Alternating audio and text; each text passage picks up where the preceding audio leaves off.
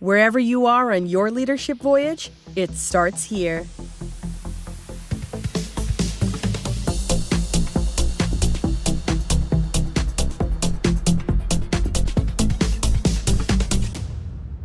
Hi, everybody. Thanks for listening to Leadership Voyage, the podcast dedicated to your pursuit of becoming a great leader.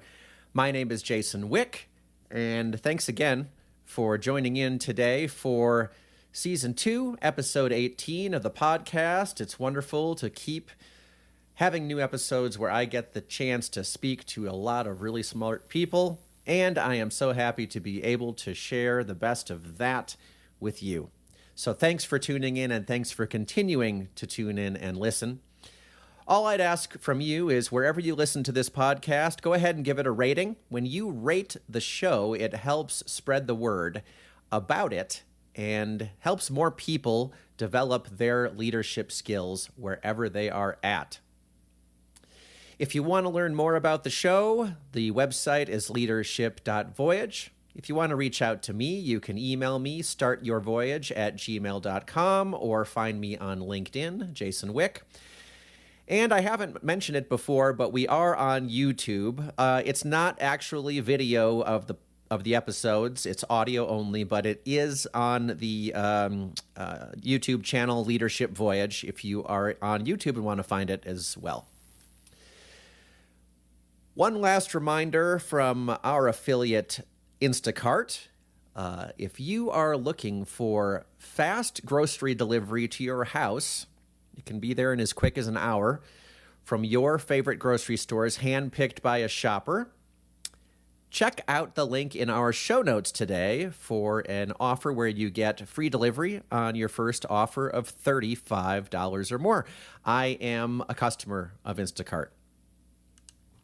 So today's guest is Robert Jordan, who is the author of Right Leader, Right Time. And you're going to hear a lot about this in the conversation. I was profoundly affected by the book in a positive way. We talk about the 4 FABS leadership styles. That's an acronym for Fixers, Artists, Builders, and Strategists. And you can learn about which style you think you might be, a link to a free assessment, how to apply that leadership style in the best way, and we go in a couple other directions just generally around leadership as well, Robert and I, during our conversation. So thank you again for joining us today. Sit back and relax. This conversation with the co-author of Right Leader, Right Time, Robert Jordan, here on Leadership Voyage.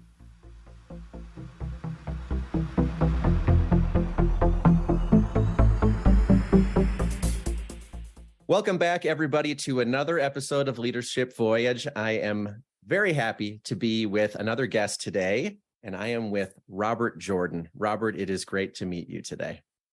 Jason, it's a pleasure to meet you. You have like the perfect voice for this. And I'm not saying that as an insult, like, oh, gee, you should be on a podcast. You're beautiful, but you also have a great voice for this. Oh, thank you. Some might differ with the nasal congestion, but I appreciate the comment. No, I'm a Chicago person. I have the nasal by definition. Yeah, you are. And what I've loved already in the few minutes before I clicked the record button, we've talked about how we both have Chicago ties. Yours much deeper than mine. We've talked about Monty Python and the Holy Grail. So maybe we'll see where we go with this one today, Robert, but it is a pleasure to be with you.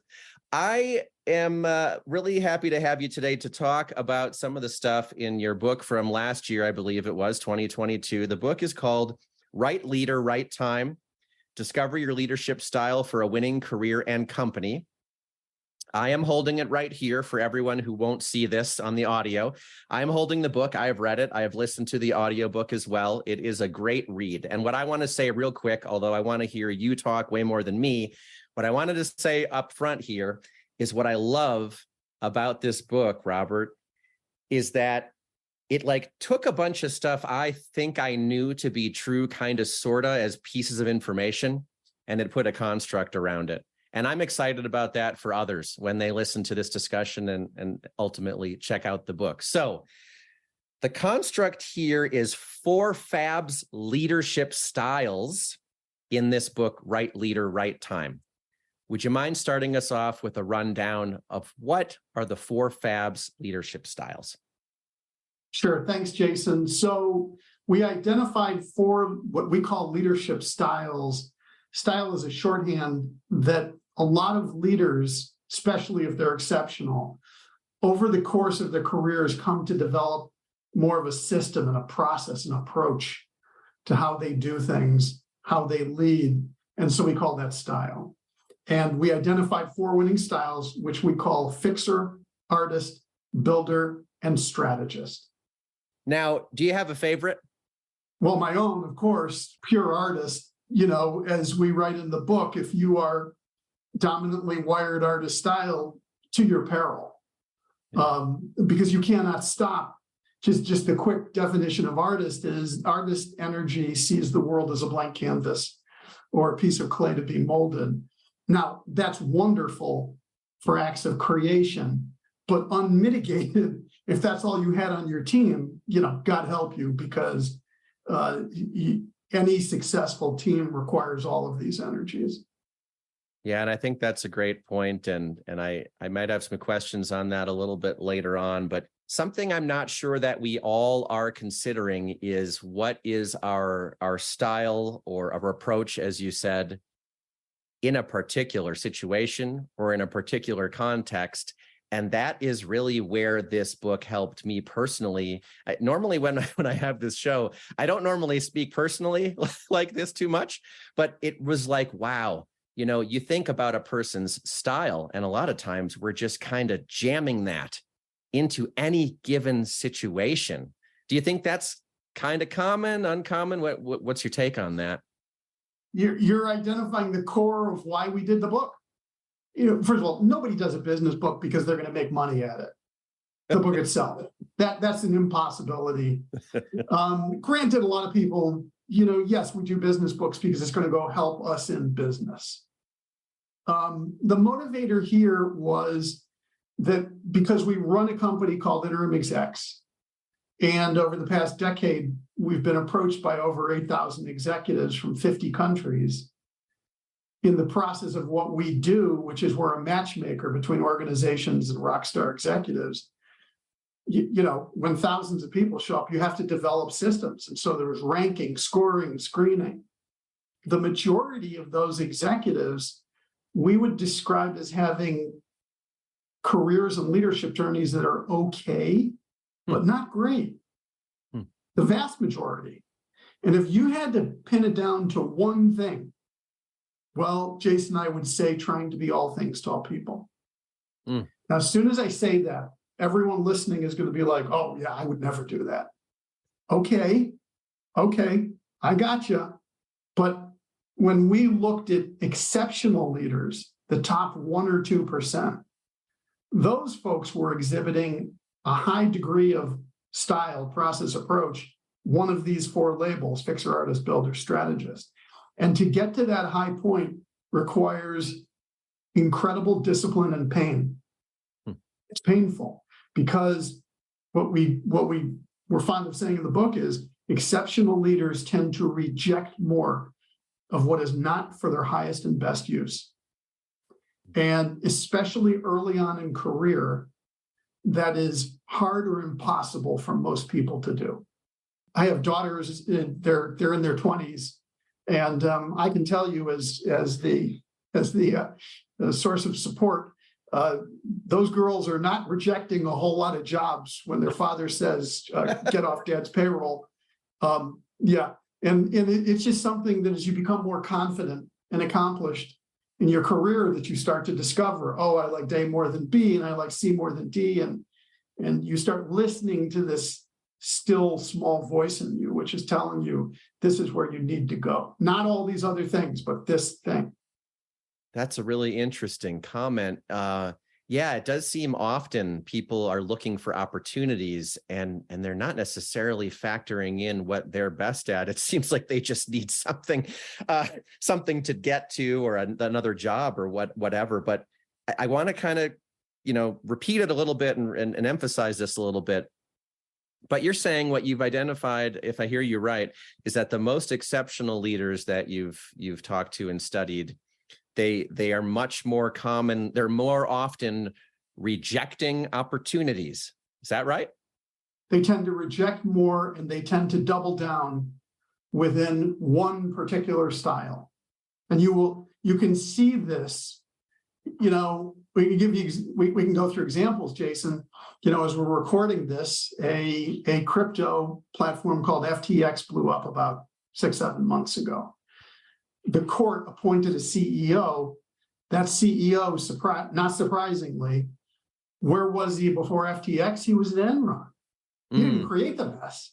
He was cleaning it up. That's that man's mission in life, is to go run into burning buildings. That's the definition of fixer. Yeah, I was going to say, and in this book, in your book, it's the fixer. And if I remember correctly, I think you said about half, maybe a little under half of leaders identify as fixers as their primary or their preferred style, if you will. Well, we'd say in the exceptional category, because it is a level of challenge that it's an adrenaline rush, and someone who is wired dominant for fixer style need crisis. You put a fixer into a steady state business to be maintained, and they will start breaking things. And that was one of the quotes I had written down from the book, was something like that. It was, if you put a fixer into the wrong situation, they will break things so that they can fix them. And I want anyone listening to kind of process that for a second, because I actually think, once again, putting this construct around the experiences and the personalities of the people we know and ourselves could help explain why we've been in certain circumstances that we've been in our careers. I'm reading this book going, oh my gosh, yeah, I remember that person who took over the department I was in at that point in time, and all they want to do is X, Y, and Z, when the situation didn't suggest we necessarily needed X, Y, and Z. That's where I find this so enlightening. So before we move forward anymore with some more stuff, I was wondering, you talked a little bit about the artist and seeing the world as a blank canvas. Could you just tell us a little bit more? We've just talked about fixers for a second. Could you tell us a little bit about the other two, just short recaps? What's a builder and what's a strategist? Builder, well, first of all, let's acknowledge anyone in any organization wants to be a builder. We're all builders. We mean something a little more specific, which is the energy which takes the nascent team, product, service, division, client relationship, and is driven to scale. This is the person that has market domination on the brain, okay? That is what we mean by builder. This is the person who is expert at putting process, system, people, product in place. What you tend to see with a lot of builders who are great at that is when they achieve that market dominance, you tend to see them get a little bored. They're going to probably move on to the next company, project, division, or whatever, where they get to do it all over again. It's a similar energy to fixer. When fixer's work is done and a company is turned around, the best thing they can do is to leave, move on to the next crisis. Maybe it's within the same company. We know veteran fixers in global organizations where they will keep moving to trouble spots around the world. Builder is that same kind of energy. Some cases you'll see builder, I occasionally go to Boston, and there's a bakery there that I love. Okay. And they are dominant in Boston and the suburbs. They crush it. They're not in Chicago. Not Chicago. Don't think they're in Colorado. At the heart of that bakery, there is a builder that said, not only are we going to be the best, but we are going to crush it in Boston and surrounding areas. And then how about the strategist? Strategist is the leader at scale. Strategist is the leader within complex or vast organization that is beyond, Stephen Covey had this phrase, personal span of control. Strategist is the expert leader beyond personal span of control.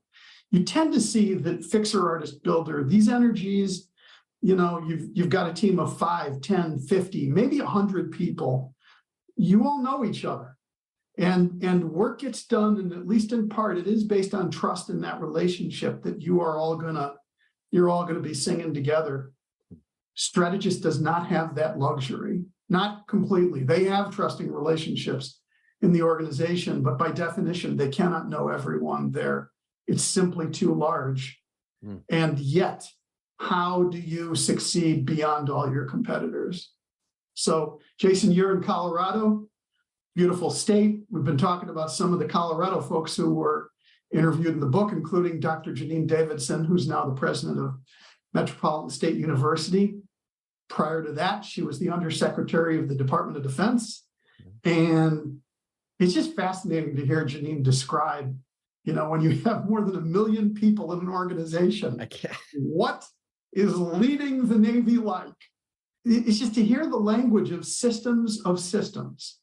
You're working on a scale that feels so minute, but at the same point, that a change you make can over time be vast. Very different language from the other styles. Strategist language, it's you will always hear about mentorship and mentoring, gratitude to the organization, loyalty, longevity, cross-training, cross-functionality. You don't hear that from fixer, artist, builder. Fixer, you hear about velocity. Yeah. Builder, you hear about market and product and domination. Artist, you're hearing about relevance and this urge, this need to create and to be heard and to bring product to fruition. Wonderful explanations, Robert. Thank you. And also for kind of calling out some of the true uniqueness of the strategist there at scale that I just personally, I can't even wrap my head around it. I'm sure someone out there listening can, because they are a strategist, but I certainly cannot. Now, if I'm sitting here listening to our conversation and I'm going, okay, this all sounds interesting. I'm starting to track a little bit with what you're all talking about. What am I? I think I'm a this. I think I'm a that. What is the first step for someone who's trying to explore who they are, what their dominant style or approach might be? Well, it's a good question. The first thing is I think that someone, one of your listeners, to simply hear these descriptions can get some insight. Mm-hmm. Second thing is we did launch a free assessment. It's called FABS Leadership Assessment at rightleader.com. And it's about 3 minutes. Yeah, I took it. It was a few minutes, not very long. Do you mind sharing with everybody? How did it come out for you? Called me a fixer. And do you agree with that? I do agree with that. I also think that after reading the book that I felt some pull towards builder, but I think fixer is easily the dominant style for me. Yeah. So, and I'm asking you, Jason, because this is for your listeners who take it, it's the final question, the assessment. It comes back and it'll say, congratulations, looks like you've got fixer builder wiring. And it'll say, did we get it right? Because we are continuing to collect data and refine.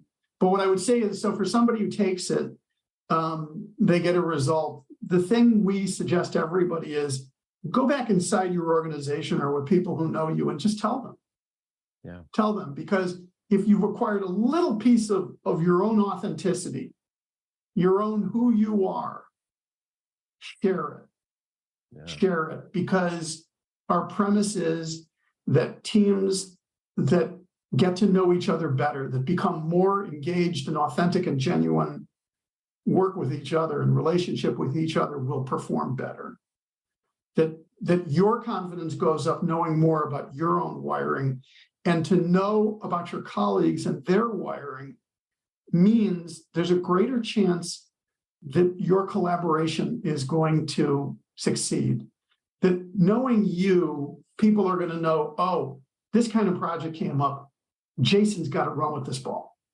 And the flip side is that, for somebody else, it's like, wait a minute, this thing here, this really needs to go to John. John's the guy for us he's going to win with this project more than I would. That is our premise.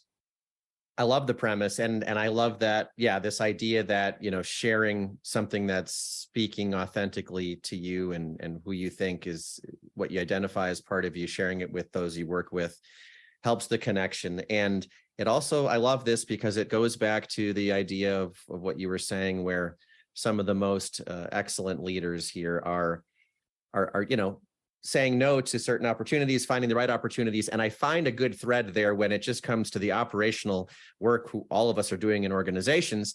What's the context of this thing that I'm being asked to do? Maybe our instincts are, my manager, my boss, whoever that is telling me I have to do this, so I just do it. But maybe there's another conversation to be had, which could help everyone, including yourself, be effective. And I love it, right? Maybe this situation isn't the best one for me, but over there, was it John, our hypothetical John, whatever you said the name was, they are doing something different, and maybe we should swap. And I just love the idea of this kind of discussion around that. And again, things that I think we all kind of, maybe we smell, right? Metaphorically, but we don't really know how to put the words on it or talk about it. And that is what I really, really like about this book.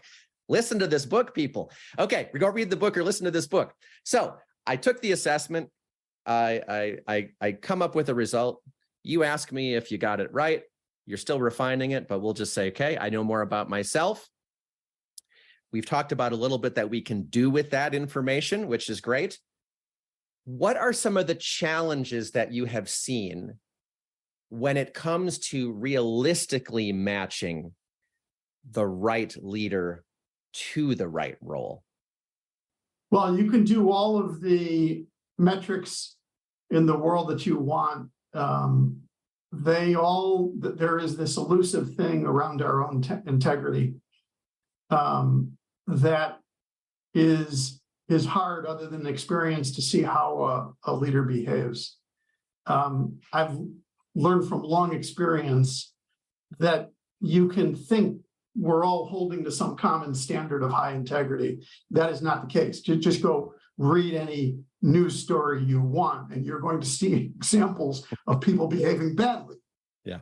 I forget who the thinker, might have been Peter Drucker, who was saying you train for competence, you fire for lack of integrity. You can train people in terms of skills, but if you're behaving without integrity, well, then in my book, you just violated the core tenet of what it is to be a leader. This is common. I mean, one of my friends was telling me about, he works in a public company, and the CEO did an all hands, several thousand people on a Zoom call. And he was exhorting everyone, COVID was ending, to get back. We've all got to get back into the office and the plants. Well, every last man and woman on the call knew that this CEO lived 2,000 miles away from the headquarters, and he did not come in to the office every day. Oh, how does that person get off telling everyone they have to come in? Where, by definition, this is a person lacking integrity. Would you follow that person into battle? So not surprising that organization went bankrupt. I love that added element of the what you can teach and train, and then this distinction of around the integrity. You can't really teach a moral compass, I suppose. I think that, or if you can, it's not worth the energy in the business setting, is it? So we talk about these 4 leadership styles. We talk about the different contexts in which we can apply them. We've talked about maybe what separates the highest performers from others. One thing that, I was wondering about going into this book, Robert, which I wonder personally, anytime I go into any type of personality assessment, we'll just say kind of like that, am I just stuck in this one archetype, or can I be all 4? Or what's your opinion on that? Because I know that in some cases you go, oh, I can switch and I can be a chameleon or whatever thing, right? And others, maybe I feel too rigidly typecast, right? What's your take from all the studying and learning you've done? Are we just kind of stuck in this archetype, or what do you think? We would never want to pigeonhole anybody into anything. We equated it we looked at it like DNA. You know, there are just four, they're called nucleotides, they're proteins. There's just four proteins that make up all of biological life, just four. But this infinite variety and variation is making up, whether it's your pet turtle, your dog, your Aunt Mary, you or me, you are that variation. And so I believe that your particular leadership style is as unique as a fingerprint. I do. I don't think, especially for the work we do, because we have been in contact with so many thousands of executives, I had this uninformed idea in the beginning of doing it like, oh, a CEO's the CEO's the CEO, you know, whatever. They're all interchangeable. They're not interchangeable at all. Absolutely not. The uniqueness of each individual comes through in their own individual leadership style. So your way, Jason, of being fixer, builder, artist, or strategist is going to be different from mine. I have had a full set of Crayola, the big box crayons. Okay. Not because I'm using them every day, but because it's a reminder, use all the colors. And so I think that for all of us, what we're called on in roles in work and in roles in leadership is use every color you have available. And depending upon what you are called upon to do, different of your abilities are going to come out. I would still say, given that, you have a strong suit. Yep. And you know it. And the more you go into your career, you are determining that lane. There is a lane, and it's clear to the rest of us, even if it's not clear to you. And by the point where you've stacked up a lot of years, successful careers become very obvious to everybody around you. It's like, oh, that's Jason. That's what he did. Because you kept on making these decisions. I wanted A, not B. Oh, here I wanted C, not D. And this is, you know, you kept on listening more and more to this core of who you are and what you have to do. And it's not everything. So use all the colors, but also recognize that we have preferences, right? Or we have some natural strengths about us, and others see that, as you're saying anyway. I couldn't resist asking a couple broader questions of you, since I have you on the line, that are not necessarily about the book per se, but just about leadership in general, someone who's been around so many leaders over time. What do you think are the most essential qualities of a good leader?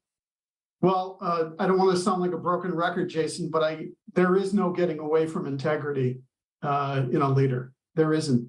And, you know, we identified these four different styles, but we wrote about these three commonalities as well.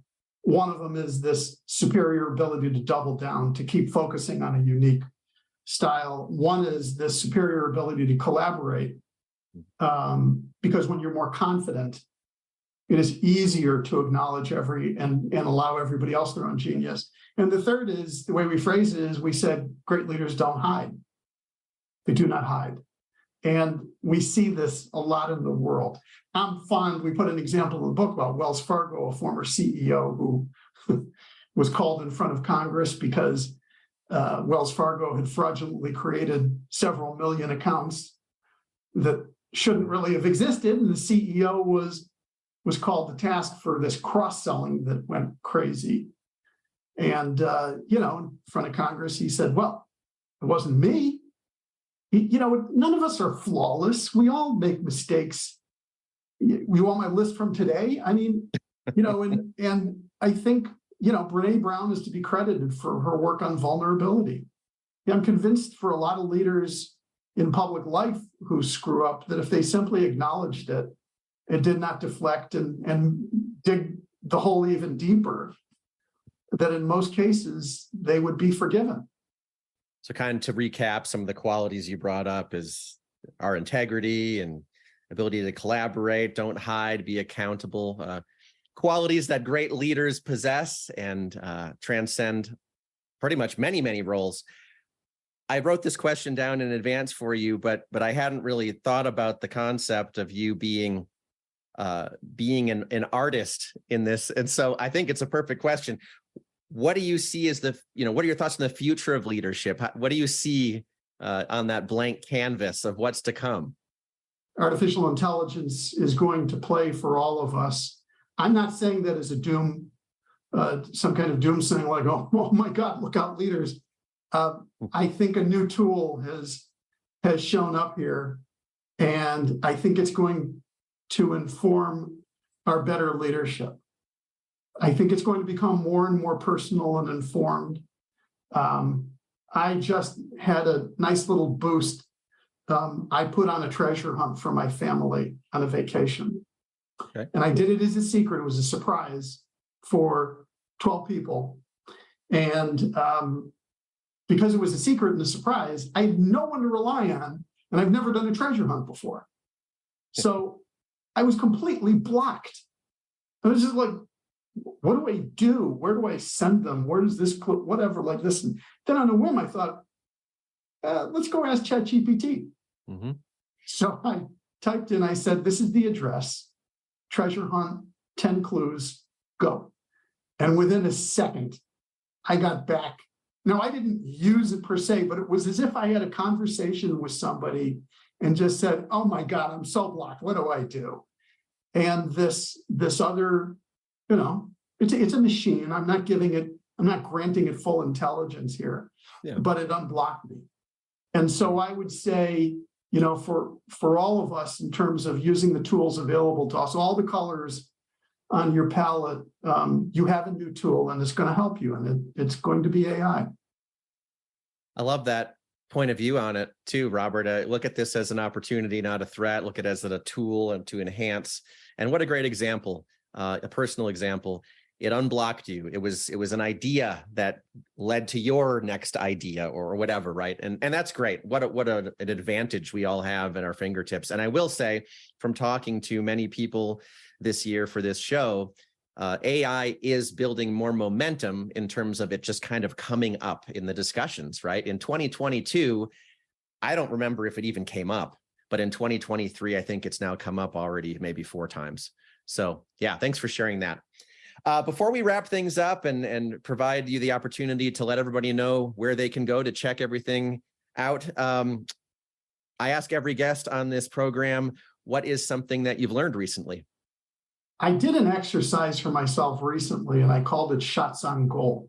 And what I did was I wrote down, I tried to look back and look at my career and to say, when did I make a major decision, like taking a job, moving, started investing in companies and investment. And I called each one a shot on goal. Mm-hmm. Okay. And I'm still in the process of learning from analyzing my own shots on goal. I was sharing with you, Jason, that I identified 60 shots on goal. 60. And I mean, look, I've been involved in a lot of, it's not like I've had a career where it's like, oh, I worked at the post office for 30 years. Yeah, that's not me. Okay. Right. So having been involved in a bunch of businesses, it's been a great thought exercise for myself. I'd welcome anybody listening, start your own little spreadsheet and look at your own shots on goal. Because I then wanted to apply a filter to say, okay, what were those decisions, points in the journey where I had a leap, or, to quote Dan Sullivan, a 10X kind of event? What was the thing where I gave up an 80% to focus on a 20% of something? And, what did I learn from that?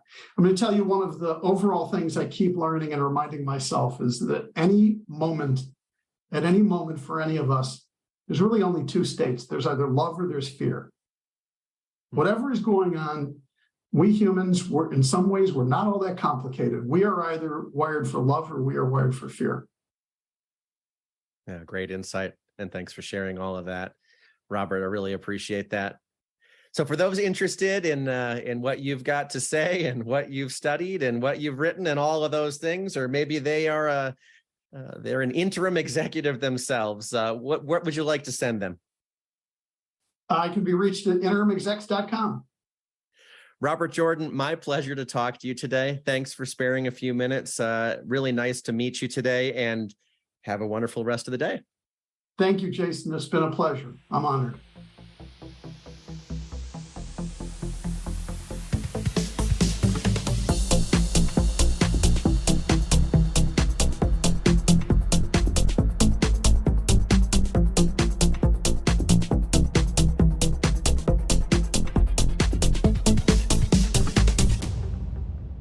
there you have it. A conversation with Robert Jordan, the co-author of Right Leader, Right Time. I hope you enjoyed it as much as I did. Before we get to the episode recap today, a quick reminder that if you are looking for free delivery on your first order of $35 or more through Instacart, check out the link in the show notes. Click that link. Check it out. If you want to learn more about the show, leadership.voyage, you can find us on YouTube now as well, the Leadership Voyage channel. Contact me, Jason Wick, directly at startyourvoyage@gmail.com. So my conversation with Robert Jordan, here's a quick recap. There are 4 winning FABS leadership styles, and they are the fixer, artist, builder, and strategist. Fixers need crisis and turn things around. Artists see the world as a piece of clay to be molded. Builders want to scale and dominate markets, and strategists lead in complex organizations beyond their personal span of control. When it comes to reaching high leadership performance, Robert told us that after they've looked at thousands of executives, the main challenge people face is trying to be all things to all people, that the best leaders reject what is not for their best use. Especially early in our careers, we have a hard time rejecting work, understandably. The best leaders double down on what they do best. There is a lane for you. When it comes to knowing your leadership style, you want to apply your style to the right situation. You can visit the book's website, rightleader.com, to do a self-assessment. Once you see your preferred style, share it. Share that with your colleagues. It helps increase the odds of successful collaboration when we talk about our authentic selves. But remember, you're not pigeonholed. You're more than just your preferred leadership style. You can use every color you have available. And underlying it all, Robert suggested that the most important quality of a leader is indeed integrity. Thanks for listening today. Until our next episode, everyone take care.